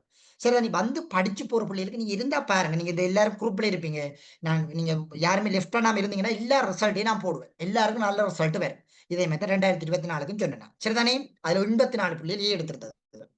சரிதானே? என்னட்ட பேசிக்ல வந்து 45 பேர் வந்ததுகள். அதுல கிட்டத்தட்ட 36 பிள்ளைகளுக்கு மற்றதில் தான் பி தரச்சு சியோத்தருக்கும் இல்லை. பேசிக்ல வந்ததுல பி தான் நிறைய பேருக்கு வந்து நிறைய பேருக்கு வந்து 36 பேருக்கு ஏ வந்திருந்தது. பேசிக்ல இருந்து படிச்சு வந்த பிள்ளைகளுக்கு அதெல்லாம் நல்லபடியா செய்யுங்கள். சரிதானே? இப்ப இதுல இந்த 26வது வினாவை பாருங்க. நல்லபடியா பாருங்க. 26வது வினா நான் உங்களுக்கு பேசிக்ல இருந்து கொண்டு போறேன். ஏன்டா எடுத்த உடனே ஒடுங்கிய கட்டமைப்பினுடைய பண்புகள் கேட்டா நீங்க டவுன் ஆயிருவீங்க. முதலாவது நாங்க சனத்தொகை கூம்பு இந்த முறை எங்களுக்கு பெரும்பாலும் எம்சிக்யூக்கு வரக்கூடிய ஒரு பகுதியா தானே இருக்குது. அப்ப அதால நான் உங்களுக்கு பேசிக்ல இருந்தே கொண்டு போறேன். ஒவ்வொரு கூம்புகளையும் பத்தி கதைச்சி வடிவா நீட்டா உங்களுக்கு கொண்டு போறேன். சரி, முதலாவது சனத்தொகை கூம்பு என்றா முதல் என்னன்னு தெரிஞ்சிருக்க வேணும். ஏன் இந்த சனத்தொகை கூம்பு முதல் கொண்டு வந்தவங்க என்றதை முதல் நாங்களுக்கு தெரிஞ்சிருக்க வேணும். சரி, எங்களுக்கு தெரிய வேணும் பிள்ளைகள், ஒரு வரைவு வந்து வருதுண்டால், ஒரு பாமர மக்கள் கூட அந்த விஷயத்தை தெரிஞ்சு வச்சிருக்க வேணும் என்றதுக்காண்டி தான் முதலாவது வரைவுகளை கொண்டு வந்தவங்க. ஒரு படிக்காதவர்களும், ஒரு பாமர மக்களும் பார்த்த உடனே தெரிஞ்சு கொள்ள வேணும் என்றதுக்கு தான் இந்த வரைவுகள் கொண்டு வந்தவங்க. சரி, இந்த ஏன் அப்ப சனத்தொகையில கொண்டு வந்தவங்கன்னு பார்த்தீங்கன்றால், இப்ப எங்களுக்கு தெரிய வேணும் 8 பில்லியன் என்று சொன்னால் நிறைய பேருக்கு சைவரை போட தெரியாம இருப்பீங்க. டக்குன்னு குழம்பிப்படுவீங்க. 8 பில்லியன் 8 பில்லியன் என்று எழுதுங்க பில்லியன் என்றாலே எத்தனை சைபர் சார் வேறுமென்று யோசிக்கிற பிள்ளைகளா இருக்கும். 8,54,12,12,132 எழுதுங்க பிள்ளைகள் சரி. எல்லாரும் அதிலே அப் பண்ணி திரிக்குங்க. அப்ப யோசிச்சு பாருங்க. படிக்கிற உங்களுக்கே ஒரு தடுமாட்டம், பதட்ட நிலை வருதுன்ற போது, ஒரு படிக்காத ஒரு பாமர மக்கள் எவ்வளவு தடுமாட்டப்படுவாங்க. அவங்களையும் விளங்கி வைக்க வேணும்ன்றதுக்காண்டித்தான் இந்த கூம்புகள் கொண்டு வந்தாங்க. இந்த கூம்புகள் என்ன சொல்ல வருதுன்னு சொல்லி பார்த்தீங்கன்றால், மிகப்பெரிய தரவுகளையும் கூட நாங்க இலகுவாக அறிந்து கொள்ளக்கூடியதாக இருக்கும். இந்த சனத்தொகை கூம்பின் அடிப்படையில. அதிகளவான தரவுகள் வந்தாலும் கூட நாங்க விளங்கிக் கொள்ளலாம். சரி. அப்ப எங்களுக்கு இப்ப உதாரணமா அதிகளவான தரவுகள் இருக்குன்னு வச்சுக்கொள்ளுங்க. அப்ப அதிகளவான தரவுகளை நாங்க எப்படி கொண்டு வர வேணும் என்று சொல்லி பார்த்தீங்கன்றால், அவங்க 2 விஷயத்தை யோசிக்கிறாங்க. எப்படி என்றால், ஒரு கூம்பு ஒரு சனத்தொகையை பொறுத்தவரைக்கும் 2 பாலினம் தான் இருக்காங்க. நீங்க சொல்லக்கூடாது 3ஆம் பாலினத்தவர்கள் இருக்கிறாங்க. அவங்க இதுக்குள்ள கணக்குல கொள்றது இல்ல. ஐக்கிய நாடுகள் சனத்தொகை கணக்கெடுப்பின் படி அவங்களுடைய கருத்து கணிப்பின்படி ஆண் பெண் அவங்க 2 பேரும் தான். 3ஆம் பாலினத்தவர்கள் இதுக்குள்ள வர மாட்டாங்க. சரிதானே? 3ஆம் பாலினத்தவர்கள் அவங்களுக்கு வந்து தனியா அவங்க இதுக்குள்ள எடுக்கவும் மாட்டாங்க. அவங்க வந்து ஆணுக்குள்ள எடுப்பாங்க அல்லது பெண்ணுக்குள்ள எடுப்பாங்க. சரிதானே? அப்ப ஆண் பெண் என்ற 2 விதமான தன்மைகளை தான் இங்க எடுக்கிறாங்க. எது ஆணும் பெண்ணும் பால் என்ற 2 விதமான எடுக்கிறாங்க. அடுத்தது வயது. அப்ப சனத்தொகையில நிறைய சனத்தொகை இருக்குது. அதை உடைக்கிறாங்க. எப்படி உடைக்கிறாங்கன்னா ஆண் பெண் என்று பாலா பிரிக்கிறாங்க. அதுக்குள்ள 3 வயது கட்டமைப்புகளை கொண்டு வராங்க. சரிதானே? அதுக்குள்ள பிரதானமாக 3 வயது கட்டமைப்புகளை கொண்டு வந்து உடைக்கிறாங்க. இப்ப பாருங்க இதை வச்சு உங்களுக்கு எக்ஸ்பிளைன் பண்றேன். சரிதானே? அப்ப 3 முதலாவது வந்து பாத்தீங்கன்னு சொன்னால் அதிகளவான டேட்டாவா இருக்குது. சரிதானே? முதலாவது அதிக தரவு. முதலாவது அதிக தரவு வருகிறது. 2வது வந்து பாத்தீங்கன்னா பிள்ளைகள் எங்களுக்கு சனத்தொகையை நாங்க சரியான வகையில பிரிக்க வேண்டும் என்றதுக்காண்டி பால் எடுக்கிறாங்க. இந்த பால் வந்து பாத்தீங்கன்னு சொல்லி சொன்னால் 2 விதமான பால் எடுக்கிறாங்க. ஒன்று வந்து பாத்தீங்கன்னா ஆண் பால், அதுக்கு அடுத்தது வந்து பாத்தீங்கன்னா பெண் பால் என்று சொல்லி 2 விதமான பால் தான் இங்க சொல்லுவாங்க. 3ஆம் பாலின் தவிர வர மாட்டாங்களா? சரிதானே? ஆண் பால், பெண் பால் என்று 2 விதமான பால் எடுக்கிறாங்க. அடுத்தது 3வது வயது எடுக்கிறாங்க. வயது கட்டமைப்பு எடுக்கிறாங்க. இங்க வயது கட்டமைப்புகள் எடுக்கும்போது 3 பிரதான பிரிவுகளாக பிரிக்கிறாங்க. உங்களுக்கு கேள்வி ஒன்று வரும். ஏன் சார் அப்ப இவங்க 3 பிரிவா பிரிச்சவங்க? 2 பிரிவா பிரிச்சிருக்கலாம் தானே? ஒன்று உழைக்கிறவங்க, உழைக்காதவங்க பிரிச்சிருக்கலாம் தானே? அல்லது தங்கி வாழ்பவர்கள் அல்லது வந்து உழைக்கிறவங்க பிரிச்சிருக்கலாம் தானே? அப்படின்னு சொல்லி சில பிள்ளைகள் கேட்பாங்க. அப்ப 2 பிரிவா பிரிச்சிருக்கலாம் தானே சார்? ஏன் இவங்க 3 பிரிவா பிரிச்சவங்கன்னா நாடுகளுக்கு இடையிலான சிக்கல் தான். அப்ப எல்லா நாடுகளுக்கும் இந்த கூம்புகளை நாங்க ஒப்பிட்டு காட்ட வேணும். ஒப்புமை மிக்க ஒன்றாக இது மாற வேணும் என்றால் இதை நாங்க சரியான முறைகள்ல வந்து கையாள வேணும். ஒவ்வொரு நாட்டினுடைய தன்மைகளும். அப்ப ஒவ்வொரு நாடுகளும் ஒவ்வொரு விதமான சனத்தொகை அடிப்படையாக கொண்டிருக்கிறதால இவங்க 3 வயது கட்டமைப்பு கொண்டு வராங்க. எங்கட நாட்டுலதான் முதியவர்கள் வீண்பிரியமற்றவர்கள். சரி, வீண்பிரியமானவர்கள். இவங்க எந்த பிரயோசனமும் இல்லை. எங்கட நாட்டுல 65 வயசுக்கு மேற்பட்டவங்களை எங்கட நாட்டுல வச்சிருக்கிறதுல எந்த பிரயோசனமும் இல்லை. சரிதானே? ஆனால் சில நாடுகள் ஜப்பான், அதே நேரத்துல வந்து பாத்தீங்கன்னா ஜெர்மனி, அதுக்கு ஐக்கிய அமெரிக்கா இப்படியான நாடுகளை போய் பாத்தீங்கன்னு சொல்லி சொன்னால் அவங்க தான் அங்க டொப்பப்பா இருப்பாங்க. இந்த டொனால்ட் ட்ரம்ப் இல்லையா, ஐக்கிய அமெரிக்காவினுடைய ஜனாதிபதி கிட்டத்தட்ட ஒரு பெரிய ஒரு கிழவன். யோசிச்சு பாருங்க. எப்படி வச்சு நாட்டை வச்சு ஆள்றாருன்றத கொஞ்சம் யோசிச்சு பாருங்க. ஈரான் ஈரானில் இருக்கிற இப்பத்தைய நம்ம இந்த அணு ஆயுதத்துக்குரிய பொறுப்பா இருக்கிறவர் யோசிச்சு பாருங்க. அவங்கள ஜங்க நாக்களா அனுபவத்துல புலிகளா இருப்பாங்க. அனுபவத்துல சரியான பக்காவா இருப்பாங்க. யோசிச்சு பாருங்க. ஈரானில் இருக்கிற அந்த எல்லாத்துக்கும் அந்த படைத்தளபதியா அந்த இதா பொறுப்பா இருக்கிறவரை யோசிச்சு பாருங்க. ஒரு நல்ல தாடி வச்சு நல்ல கிழவனா இருக்கிற யோசிச்சு பாருங்க. ஆனா ஜங்கனாக்களை விட்டு அப்படி பிளான் பண்ண மாட்டாங்க. ஒவ்வொன்றும் டார்கெட் பண்ணி தூக்குறாங்க. பாருங்க முதியவர்கள் அங்க எப்படி தேவைப்படுறாங்கன்னு பாத்தீங்களா? இதுதான் இங்க பிரச்சனை. நம்மட முதியவர்கள் என்ன செய்வாங்க? நல்லா சாப்பிடுறது, நல்ல நித்திரையும். அப்ப இது ஒரு பிரயோசனம் இல்லை அந்த நாட்டுக்கு. அப்ப யோசிச்சு பாருங்க. சில நாடுகளுக்கு முதியவர்கள் தான் அங்க தொப்பம். அப்ப அதானதான் இங்க வந்து முதியவர்களை உடைக்கிறாங்க பிள்ளைகள். அந்த விஷயத்தை ஞாபகம் வச்சிருக்க வேண்டும். நீங்க யோசிக்கலாம் நம்ம நாடுகளுக்கு நம்ம நாடு இந்தியாலாம் ஒரு அங்க நம்ம நாட்டை இந்தியாலாம் இல்லைன்னு நினைக்க கூடாது. டொப்பப் இருக்குது. இந்த நீங்க கணக்க தேவையில்லை. இந்த பாருங்களேன் ட்ரம்ம பாருங்களேன். ஒரு கிழவன் எப்படி வச்சு நாட்டை ஆள்றான்னு பாத்தீங்களா? இதுதான் அங்க முக்கியம். அப்ப வயது முதிர்ந்தவர்களும் கூட அந்த சனத்தொகையில மிக முக்கியமான ஆட்களா இருப்பாங்க சில நாடுகளை பொறுத்த வரைக்கும். அப்ப இங்க வந்து 3 பிரதான வயது கட்டமைப்பில் எடுக்கிறாங்க. முதலாவது வந்து பாத்தீங்கன்னா முதியவர்கள், முதலாவது வந்து பாத்தீங்கன்னா சிறுவர்கள் எடுப்போம். முதலாவது வந்து சிறுவர்கள் சரிதானே. சிறுவர்களை உடைக்கிறாங்க எப்படின்னு சொல்லி பாத்தீங்கன்னா 0 தொடக்கம் 14. ஏன் 0 தொடக்கம் 14 எடுக்கிறாங்க? தெரிஞ்சாக்கள் பாப்போம். ஏன் 0 தொடக்கம் 14 எடுத்தவங்க? ஏன் 0 தொடக்கம் 14 எடுத்தவங்க பிள்ளைகள்? சனத்தொகைக்கு ஏன் 0 தொடக்கம் 14 சிறுவர்கள் எடுத்தவங்க? அந்த குழந்தை பிறந்த குழந்தைக்கான இல்ல பிறந்த குழந்தைன்னா சொல்றீங்க. முதலாவது எங்களுக்கு தெரிய வேணும். முதலாவது கருவள விகிதம். கருவள விகிதம் என்றா என்ன? கருவள விகிதம் என்றா என்ன? ஒரு பெண் தனது வாழ்நாளில் பெற்றுக்கொள்ளக்கூடிய குழந்தைகளின் எண்ணிக்கை. எண்ணிக்கை. வடிவா நீட்டா சொல்லுங்க. வயதை வச்சு போன கிளாஸ்ல விளங்கப்படுத்தினான். வயதை வச்சு கதைங்க. கடந்த கால பாஸ் பேப்பர்ல வந்திருந்தது. 2014ஆம் ஆண்டு பாஸ் பேப்பர்ல வந்திருந்தது. கருவள விகிதம் என்றா என்ன? 15 முதல் 49 வயதுடைய பெண்கள் தங்கள் சரி ரைஸா சொல்லுங்க. 15 தொடக்கம் 45 வயதுக்கு 49 வரையான பெண்கள் தங்களது வாழ்நாள்ல பெற்றுக்கொள்ளக்கூடிய பிள்ளைகள் எண்ணிக்கை தான் எண்ணிக்கை. சரி கருவள வீதம். இப்ப நீங்க இங்க பாத்தீங்கன்னா ஐக்கிய நாடுகள் சபையால 15 வயது வச்சிருக்கிறாங்க. ஏன் இங்க 15 வயது வச்சிருக்கீங்கன்றால் இங்க பெண்கள் தான் டார்கெட். இங்க சனத்தொகையை பொறுத்த வரைக்கும் பெண்களுக்கு தான் முக்கியத்துவம். நான் அடிக்கடி சொல்லியிருக்கேன். ஏனென்றால் ஒரு ஆணையும் பெற்றுக்கொள்றது பெண் தான், ஒரு பெண்ணையும் பெற்றெடுக்கிறது ஒரு பெண் தான். அப்ப இங்க பெண் தான் இங்க முக்கியம். அப்ப அதனாலதான் கருவள விகிதத்தை கொண்டு வர வேணும் என்றால் இங்க நாங்க சனத்தொகை 15 வயதை விட குறைக்கவும் இல்லாது, 15 வயதை விட கூட்டவும் இல்லாது. அப்ப அப்படி ஒரு பிரச்சனை வரும். அப்ப ஒரு பெண் அதாவது ஒரு கருவை தாங்கக்கூடிய வயது 15 வயது தான். அதுக்கு குறைய இருந்து அவர்கள் சிறுவர்கள். மற்ற நாடுகளை பொறுத்த வரைக்கும் எங்கட நாட்டுல 18 வயது வச்சிருக்கிறாங்க. ஆனா ஏனைய நாடுகள் ஐக்கிய நாடுகளுடைய சபையினுடைய கணக்கெடுப்பின் படி அவங்க 15 வயது. ஒரு பெண் 15 வயதுக்கு பிறகு அவ கற்பத்தை தாங்கக்கூடிய ஒரு பெண்ணா இருப்பா. அப்ப அவ வந்து என்னத்துக்கு வருவா? ஊழிய படைக்க வருவா. எங்கட நாடுகள்ல தான் பிள்ளைகள் ஊழிய படைப்புல நாங்க இப்ப பாருங்க, நீங்களாம் தங்கி வாழ்றார்கள், உழைக்கிறார்கள் இல்லை. ஆனா ஏனைய நாடுகள்லாம் உங்களோட வயது பிள்ளைலாம் உழைப்பாங்க அந்த நாட்டுக்காண்டி. அப்ப இதாலதான் எங்கட நாடு பொருளாதாரத்துக்கு போவதுக்குரிய பிரதான காரணம். அப்ப ஏன் நீங்க 0 தொடக்கம் 14 வயதுக்கு வச்சிருக்காங்கன்னா பெண்களுக்கு கருவள விகிதத்தை குறிப்பிட வேணும்ன்றதுக்காண்டி தான் இங்க 0 தொடக்கம் 14 வீதம் வச்சிருக்காங்க. இங்க 14 வீதம் வச்சதுக்கு காரணம் கருவள வீதம். ஒவ்வொரு விஷயத்தையும் நோட் பண்ணுங்க பிள்ளைய. நான் அனுமானமா சொல்றேன். இங்க 14 வயது எடுத்ததுக்கு காரணம் வந்து கருவள வீதம். கருவள வீதம் தான் நீங்க பிரதான காரணமா இருக்குது. சரிதானே. கருவள வீதம் எப்படி கொள்றாங்க? 15 வயதுல இருந்து 49 வயது. சரிதானே. 49 வயது தான் கருவள வீதத்துக்கு எடுக்கிறாங்க. இதான் பெண்கள் வந்து பாத்தீங்கன்னா என்னன்னு சொல்றது, அந்த கூட வந்து பாதிக்கப்படுறதும் இந்த 15 தொடக்க 40 வயதா தான் ஐக்கிய நாடுகள் சபை சொல்றாங்க. உங்களோட டீச்சர்ஸ் கைட்ல வடிவா இருக்குது. இப்ப ஏன் 0 எடுத்திருக்கிறாங்க? அது என்ன 0? 0 வேண்டா. பிள்ளை குழந்தை பிறந்த நாள் இருந்து இங்க வந்து பாத்தீங்கன்னா சிசு என்று சொல்லி சொல்லுவோம். சிசு மரண வீதம் என்றா என்ன? சிசு மரண வீதம். சிசு மரண வீதம் குழந்தை பிறந்து ஒரு வருடம் பூர்த்தியாகாத குழந்தைகள் இருக்கிறது. Very good. ஒரு வருடம் பூர்த்தியாகாத பிள்ளைகள் வந்து இறந்தால் நாங்க அதை சொல்லுவோம் வந்து சிசு மரண வீதம் என்று சொல்லி சொல்லுவோம். அப்ப இங்க 0 என்று சொல்லி பாத்தீங்கன்னு சொன்னால் ஒரு வயதுக்கு உட்பட்டதுகள். இங்க 0 இருந்து 1 தொடங்கும் என்றால் அவங்க சிறுவர்கள் வருவாங்க. சொல்லுதானே. அப்ப அவங்க அந்த ஒரு வயதுக்கு பூர்த்தியாகாம உள்ள இருக்கிறார்கள் எல்லாருமே சிசு, அதாவது வந்து சிசுக்கள் தான் சொல்லுவோம். சிறுவர்கள் சொல்ல மாட்டோம். அவங்க சிசுக்கள் தான் சொல்லுவோம். சரிதானே. அப்ப 0 என்று சொன்னால் அந்த பிள்ளை பிறந்ததுல இருந்து பிறந்த உடனே அந்த பிள்ளைக்கு ஒரு வயது ஸ்டார்ட் பண்ணுமான்னு கேட்டால் இல்லை. அந்த பிள்ளைக்கு எப்ப ஸ்டார்ட் பண்ணுமென்று கேட்டீங்கன்னா ஒரு வருடம் முடிக்கிறதுக்கு பிறகு.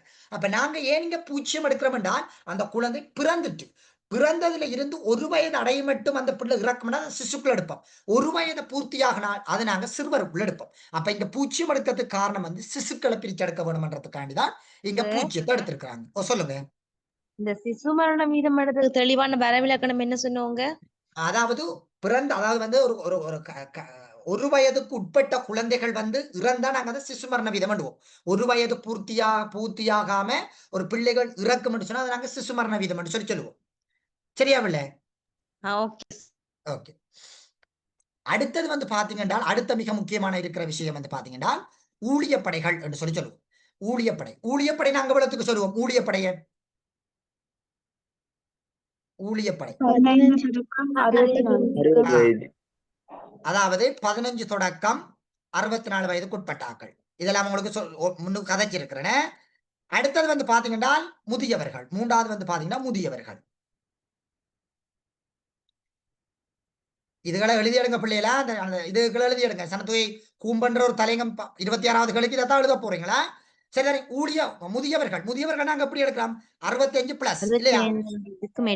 65க்கு மேல 65 பிளஸ் போடுவோமே. 65 பிளஸ் 65க்கு மேல இருந்தவண்டால் அவங்கள நாங்க முதியவர்கள் என்று சொல்லி சொல்லுவோம்.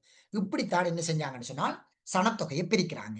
சரிதானே? அதிக தரவு இருந்தாலே அந்த வயது பால்ன்றதன் அடிப்படையில 2 பிரிவா பிரிக்கிறாங்க. ஒன்று ஆண், அடுத்தது பெண். சரிதானே? அப்ப இங்க வயதுன்றதன் அடிப்படையில சிறுவர்கள், ஊழியர்கள், முதியவர்கள். சரிதானே? இங்க நாங்க இதுக்குள்ள கதைப்போம் வந்து பால் விகிதம் என்று கதைப்போம். இதுக்குள்ள நாங்க எதை கதைப்போம்? பால் விகிதம் என்று கதைப்போம். பால் விகிதம் என்றா என்ன? 100 பெண்களுக்கு இருக்கக்கூடிய ஆண்கள். 100 பெண்களுக்கு எத்தனை ஆண்கள்? Very good. 100 பெண்களுக்கு, 1000 பெண்கள் அல்ல, 100 பெண்களா?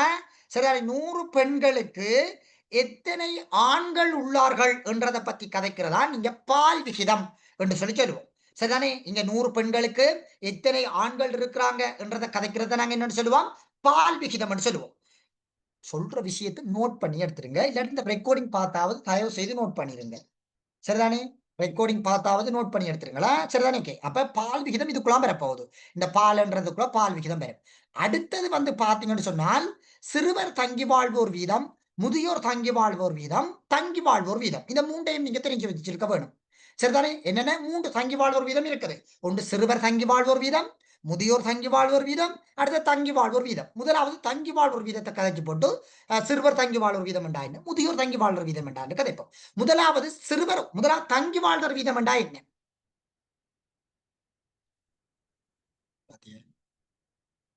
2023ஆம் ஆண்டு காலப்பகுதியில் வந்திருந்தா ஒரு வினா உண்டு. தங்கி வாழ்வோர் சம்பளம் எடுக்காம ஊழியப்படையில தங்கி வாழ்றது. அப்படியா சொல்றது? வடிவா 15 தொடக்கம் 65 வயதுக்கு உட்பட்டவர்கள் தங்கி வாழ்றது.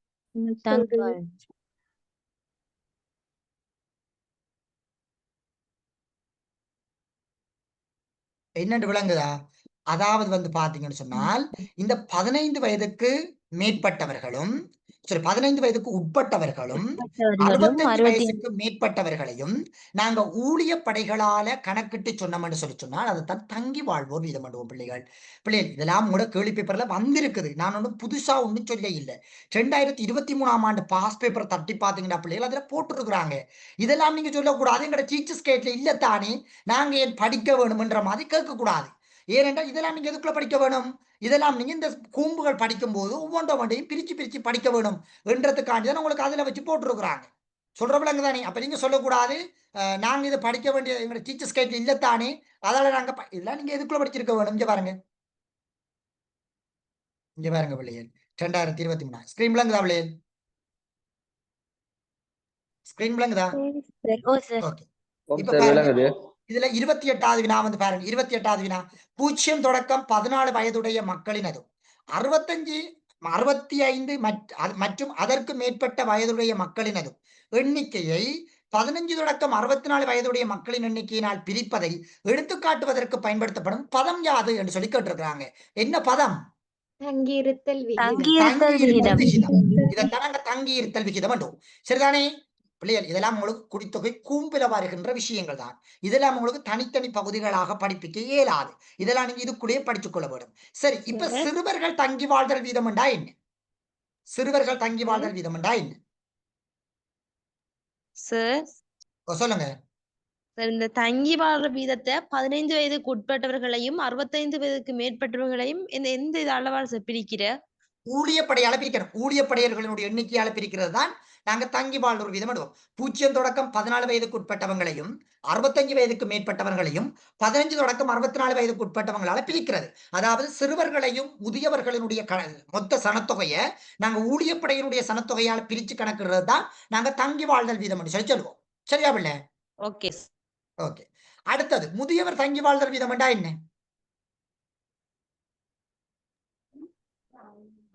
65 வயதுக்கு மேற்பட்டவர்.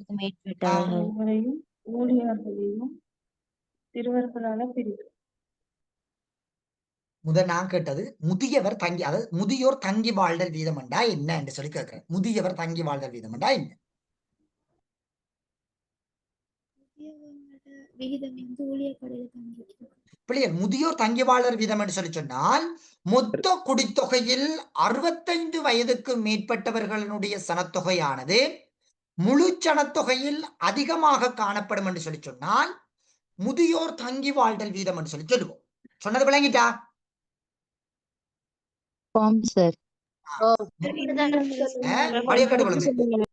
என்னண்டு திருப்பி சொல்லுங்களேன் சார்.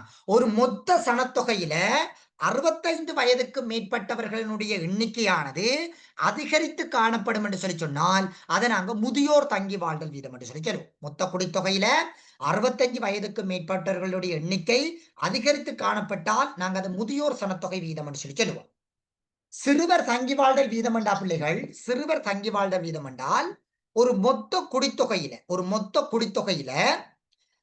15 வயதுக்கு உட்பட்டவர்களுடைய எண்ணிக்கை அதிகமாக காணப்படும் என்று சொல்லி சொன்னால் அதை நாங்க சிறுவர் தங்கி வாழ்தல் வீதம் என்று சொல்லி சொல்லுவோம். ஒரு மொத்த குடித்தொகையில சரிதானே 15 வயதுக்கு உட்பட்டவர்கள் வந்து பாத்தீங்கன்னா தங்கி வாழ்ந்த அதை நாங்க என்ன சொல்லுவோம்? சிறுவர் தங்கி வாழ்தல் வீதம் என்று சொல்லுவோம். சரியா பிள்ளைகள்? அதை நோட் பண்ணி வச்சுக்கொள்ளுங்களா? இந்த தலைப்புகளை நோட் பண்ணி வச்சுக்கொள்ளுங்க. சரிதானே? அடுத்தது சிறுவர் சுட்டி, அதாவது வந்து பாத்தீங்கன்னா சிறுவர் சனத்தொகை சுட்டி என்றா என்ன, அல்ல சிறுவர் சுட்டி என்றா என்ன, அல்ல சிறுவர் சனத்தொகை சுட்டி என்றா என்ன? சிறுவர் சனத்தொகை சுட்டி என்றா என்ன, அல்ல சிறுவர் சுட்டி என்றா என்ன?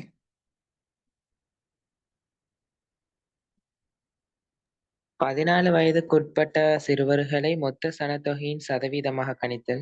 இல்ல இல்ல, வடிவா சொல்றேங்க. குடித்தொகையில் சொல்ற விஷயத்தை வடிவா கேட்டுக்கொள்ளுங்க. குடித்தொகையில் 15 வயதுக்கு கீழ்ப்பட்ட வயது பிரிவினர்களை 60 வயதுக்கு மேற்பட்ட பிரிவினரின் மொத்த சனத்தொகை விகிதமாக காட்டுறது தான் சிறுவர் சுட்டி என்று சொல்லி சொல்லுவாங்க. சரிதானே? அல்ல சிறுவர் தங்கி வாழ்வில் சுட்டி என்று சொல்லி சொல்லுவாங்க. சுட்டிய இது சுட்டி கணிப்புற முறை. சரிதானே? சொல்றது விளங்கிட்டா? சிறுவர் சுட்டி என்ன விளங்கிட்டா? குடித்தொகையின் வடிவ கேட்டுக்கொள்ளுங்க. குடித்தொகையின் 15 வயது அல்லது அதற்கு கீழ்ப்பட்டவர்களுடைய சனத்தொகையினை 65 வயதுக்கு மேற்பட்டவர்களின் சனத்தொகை விகிதமாக காட்டுதல் சிறுவர் சுட்டி எனப்படும். வடிவ ரெக்கார்டிங்க கேட்டு வடிவ எழுதி கொள்ளுங்க. சரிதானே? அடுத்தது முதுமை சுட்டி என்றா என்ன? முதுமை சுட்டி அல்லது வயது சுட்டன் என்றா என்ன? 65 வயதுக்கு மேற்பட்டவர்களை சனத்தொகை விகிதத்துல காட்டுறது. என்னண்டு? 60 வயதுக்கு மேற்பட்டோரை 15 வயதிற்கு கீழ்ப்பட்டோரின் மொத்த குடித்தொகையில் 60 வயதுக்கு மேற்பட்டவர்களை 15 வயது அல்லது அதற்கு கீழ்ப்பட்ட வயதுகளினுடைய சனத்தொகை விகிதமாக காட்டுறது வயது சுட்டன் அல்லது வந்து என்ன சொல்றது முதுமை சுட்டி என்று சொல்லி சொல்லுவோம். சரிதானே? வயது சுட்டன் அல்லது முதுமை சுட்டி என்று சொல்லி சொல்லுவோம். சொல்ற விளங்குதா பிள்ளைகள்? உங்களோட கேள்வி, அதாவது வினாக்கள்ல அந்த பேப்பர்கள்ல வரக்கூடிய வினாப்பகுதிகள். சரிதானே? இது எங்களுக்கு மிக முக்கியமாக இருக்குது. அடுத்த விஷயத்தையும் கதைப்போம். நான் உங்களுக்கு நோட் தருவேன், இதுக்கெல்லாம் நோட் தருவேன். இந்த விஷயத்தை மட்டும் விளங்கிடுங்க. இப்ப எங்களுக்கு இதுல 4வது விஷயமாக இருக்கிறது இதனுடைய வகைகள். என்னென்ன வகைகள் இருக்குது என்றதையும் எங்களுக்கு கட்டாயம் தெரிஞ்சிருக்க வேணும். இந்த கூம்புல என்னென்ன வகைகள் இருக்குது என்றதை எங்களுக்கு தெரிஞ்சிருக்க வேணும். பிரதானமாக 5 இருக்குது. உங்களோட சிலபஸ்ல 4 தான். நீங்க 4 மட்டும் படிச்சீங்கன்னா சரி. 4 பிரதான வகை இருக்குது. முதலாவது ஆரம்ப கட்டமைப்பு. இரண்டாவது விரிவடையும் கட்டமைப்பு. மூன்றாவது நிலையான கட்டமைப்பு. 4வது சுருங்கும் கட்டமைப்பு. சரிதானே? இப்படி 4 பிரதான கட்டமைப்புகள் எங்களுக்கு இருக்குது. சரிதானே? இப்படி எங்களுக்கு 4 பிரதான கட்டமைப்புகள் வந்து பாத்தீங்கன்னா எங்களுக்கு பிரதானமாக வந்து அமைய பெற்றிருக்குது. முதலாவது ஆரம்ப கட்டமைப்பு, அடுத்தது விரிவடையும் கட்டமைப்பு, அடுத்தது நிலையான கட்டமைப்பு, அடுத்தது சுருங்கும் கட்டமைப்பு என்று சொல்லி எங்களுக்கு 4 பிரதான கட்டமைப்புகள் வந்து இருக்குது. இதுல பிள்ளைகள் ஒவ்வொரு கட்டமைப்புகளும் எங்களுக்கு சில விஷயங்களை கதைக்கும். சரிதானே? ஒவ்வொரு கட்டமைப்புகளும் எங்களுக்கு என்ன செய்யும்? சில பல விஷயங்களை எங்களுக்கு கதைக்கும். என்ன அந்த சில பல விஷயங்கள் என்றால், இந்த ஆரம்ப கட்டமைப்பு வந்து பார்த்தீங்கன்னா, அபிவிருத்தி அடைந்து வரும் நாடு, அபிவிருத்தி அடைந்து வரும் நாடு, அபிவிருத்தி அடைந்து வரும் நாடுகள்லையும் மிகை குறைவிருத்தி நாடுகளை கதைக்கும். மிகை குறைவிருத்தி நாடு, சரிதானே? மிகை குறைவிருத்தி நாடுகளை பத்தி கதைக்கும். அதாவது வந்து பாத்தீங்கன்னா, இந்த ஆப்பிரிக்க நாடுகள் Ethiopia, Uganda, Somalia, Tanzania, Kenya, Nigeria, இப்படியான மிக வறுமைப்பட்ட நாடுகளை பத்தி கதைக்கிறது தான் நாங்க இங்க என்னன்னு சொல்லுவோம் என்று சொல்லி சொன்னால் ஆரம்ப கட்டமைப்புகள் என்று சொல்லி சொல்லுவோம். இதை நோம்பலா விளங்கி வச்சுக்கொள்ளுங்க. நான் உங்களுக்கு நோட்டுகள் தருவேன், சரிதானே? இதற்கு நான் உங்களுக்கு திருப்பி நோட் தருவேன், நீங்க யோசிக்க வேணாது. அடுத்தது வந்து பாத்தீங்கன்னு சொல்லி சொன்னால் விரிவடையும் கட்டமைப்பு. பிள்ளைகள் 10 மணிக்கும் கிளாஸ் இருக்கு, ஜாயின் பண்ணிக்கொள்ளுங்களா ஓகே சார். பிள்ளைகள்? Okay sir. அடுத்தது வந்து பாத்தீங்கன்னு சொல்லி சொன்னால் விரிவடையும் கட்டமைப்பு. விரிவடையும் கட்டமைப்பு நாங்க சொன்னோம்னு சொன்னால் இது ரெண்டும் கிட்டத்தட்ட ஒரே மாதிரித்தான் இருக்கும். ஆனா இவங்களை விட கொஞ்சம் குறைவிருத்தி நாடுகளாக இருக்கும். அதாவது இலங்கை, இந்தியா, நேபாளம், பாகிஸ்தான், பூட்டான், இப்படியான நாடுகளை சொல்லுவோம் குறைவிருத்தி நாடு. இது மிகை குறைவிருத்தி நாடு, இது குறைவிருத்தி நாடு. ஆனால் நிலையான கட்டமைப்பை பொறுத்த வரைக்கும் பிள்ளைகள் இவை வந்து அபிவிருத்தி அடைந்த நாடை சொல்லுவோம். அபிவிருத்தி அடைந்து வரும் நாடுகள் அல்ல, அபிவிருத்தி அடைந்த நாடுகளை சொல்லுவோம். அபிவிருத்தி அடைந்த நாடுகளையும் இவங்களை யாரை பற்றி கதைக்கிறோம் என்றால் முதுமை, முதுமை குறைஞ்சாக்கள், முதுமை சற்று குறைவான ஆக்கள், சற்று குறைவா இருக்கும். இங்க இதைத்தான் இங்க மெயின் சாப்டரா இருக்கும். முதுமை சற்று குறைவாக இருக்கும் நிலையான கட்டமைப்புல. சுருங்கும் கட்டமைப்புல பிள்ளைகள் இவங்களும் அபிவிருத்தி அடைந்த நாடு. இங்க முதுமை வந்து பாத்தீங்கன்னா அதிகமாக இருக்கும், முதுமை அதிகமாக இருக்கு, சரிதானே?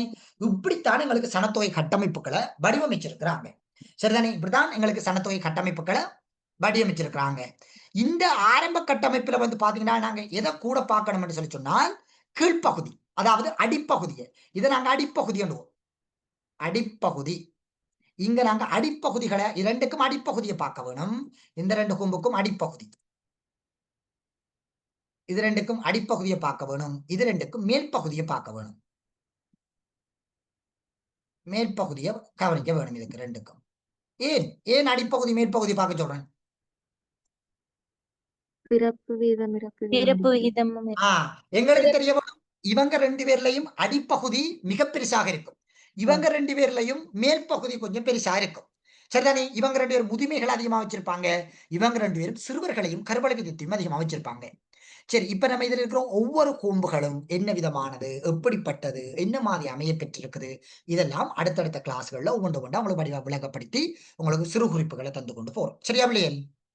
சார். சொல்லுங்க சார். சொல்லுங்க பிள்ளை. ஆஸ்திரியா வந்து ஆப்பிரிக்கால இருக்கு சார். எது பிள்ளை? ஆஸ்திரியாவா? ஆஸ்திரியா வந்து ஆப்பிரிக்கா, ஆஸ்திரேலியா தான் வந்து ஆஸ்திரேலியா. ஆஸ்திரியான்றது ஒரு சின்ன ஒரு நாடு தான், அது பெரிய நாடு அல்ல. ஆஸ்திரியாவா? சொல்லுங்க பாப்போமே. அது ஆஸ்திரியா சார். ஆஸ்திரியா, அது வந்து ஆஸ்திரியா தான் ஆப்பிரிக்காவில் இருக்குது. நிலுங்க பாப்போம். ஆஸ்திரியா ஐரோப்பால.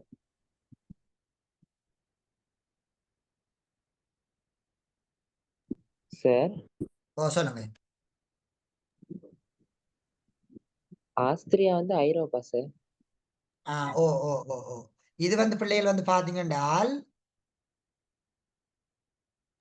சுவிட்சர்லாந்துக்கு மேல இருக்கும். அந்த கிராஸ் நகரத்தில் இருக்கு. கிராஸ் நகரம் இல்லையா அதனுடையது?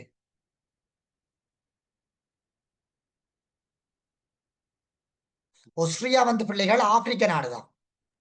Okay sir. சரிதானே? Okay okay. அது ஆஸ்திரியா தான் ஐரோப்பிய நாடுகளுக்கு வரும். ரெண்டும் பதவும் கிட்டத்தட்ட ஒரே மாதிரி, ஒரு ஒரு ரெண்டு சொல்லுதான் வேறுபட்டு கொண்டு இருக்கும். சரிதானே?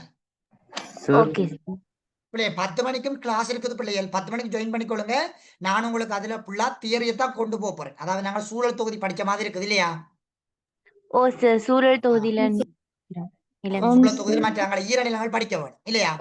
ஓ சார். ஓகே. ஈரநிலங்கள் அப்படி நாங்க தியரி போய் அங்கால உங்களுக்கு நான் வரைவுகள் படிப்பேன். வரைவுகளை நாங்க போவோம். ஒவ்வொரு வரைவுகளா நோம்பலா பார்த்து உங்களுக்கு வரைவுகளுக்குரிய புக்ஸ் அனுப்பி விடுவேன். அதை பிரிண்ட் அவுட் எடுத்து கொடுங்க. சரியா பிள்ளைகள்? Okay sir. Okay sir. சரி, ஓகே பிள்ளைகள. 10 மணிக்கு இருக்குது பிள்ளைகள் ஜாயின் ஆகிக்கொள்ளுங்களேன். Thank you, sir. Okay okay Okay, sir.